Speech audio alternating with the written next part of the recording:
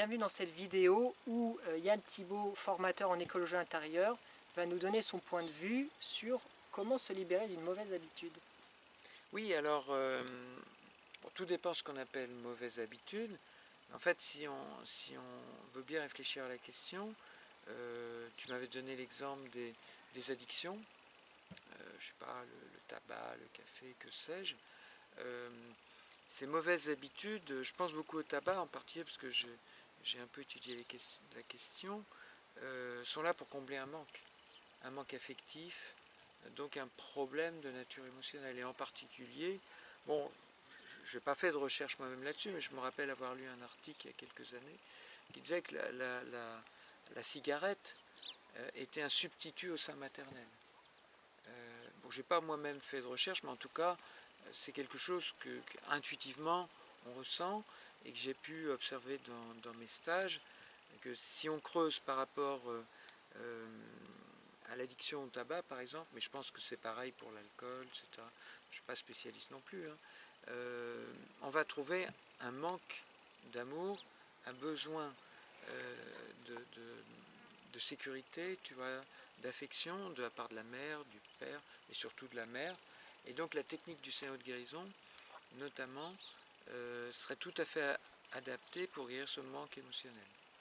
Je t'explique, je te rappelle en quoi ça consiste. Oui, oui, Ce oui. que j'appelle scénario de guérison ou scénario positif consiste lorsqu'on ressent un manque, un besoin, donc une émotion, à combler le manque en imagination, en revenant dans sa propre histoire, son propre passé.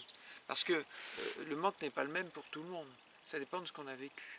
Donc si tu veux, la technique du scénario de guérison consiste par rapport à un manque, par rapport à un besoin qui va effectivement donner lieu à une addiction. Donc quand on sent ce manque, ce besoin, cette émotion douloureuse, à ce moment-là on se pose la question d'où ça vient dans mon passé et de quoi j'aurais besoin à ce moment-là. Donc j'aurais besoin que maman me prenne dans les bras par exemple, ou voilà, ou quoi que ce soit d'autre, et on le crée en imagination. Tu vois, ou par exemple, je sais pas, je tète le sein, c'est quand on est tout petit, tu vois, quand on est bébé, je tète le sein de ma mère, ok, je crée ça en imagination, et petit à petit, on peut combler le manque. Par rapport aux substances toxiques, une autre solution, complémentaire du reste, serait de remplacer une addiction toxique par une consommation saine. C'est une jeune femme qui avait parlé de ça dans un stage à Lille il y a quelques années. Elle me disait qu'elle avait reçu en inspiration directe une méthode pour se libérer du tabac. C'est de faire une espèce de tableau des fruits secs par exemple, tu vois, ou des fruits, et de se poser la question. Bon, elle utilisait le radiesthésie, mais ça peut se faire directement en intuition. Qu'est-ce qui pourrait remplacer pour moi la cigarette? Et elle passait, et tac, il y avait un fruit, je sais pas quoi, l'abricot sec, la figue, j'en sais rien moi, la date, etc. Et du coup, elle utilisait ce fruit sec par exemple. C'est mieux qu'un bonbon. Un bonbon peut être chimique, tu vois. Un fruit sec pour remplacer la clope, tu vois, la cigarette. Même chose pour l'alcool, etc. Alors ça peut être toujours le même fruit ou ça peut varier d'une fois sur l'autre. Voilà un truc tout simple, coûte pas cher, qui est sain, surtout si c'est en bio, tu vois, pour remplacer une mauvaise habitude addictive. Donc il y a les deux voies qui sont complémentaires. Donc peut-être dans un premier temps, par rapport aux besoins, tu vois, de manger, etc., une date, une figue, un abricot sec, que sais-je encore, ou un jus de fruits, tu vois, bon, sans le goût. Et ensuite faire ce travail psychologique du scénario de guérison par rapport à l'addiction, par rapport au manque, par rapport aux besoins émotionnels. Voilà ce que je peux proposer à ce stade. Oui. Eh bien, on va détailler un peu le scénario de guérison en bas de la vidéo pour que les gens puissent le tester chez eux.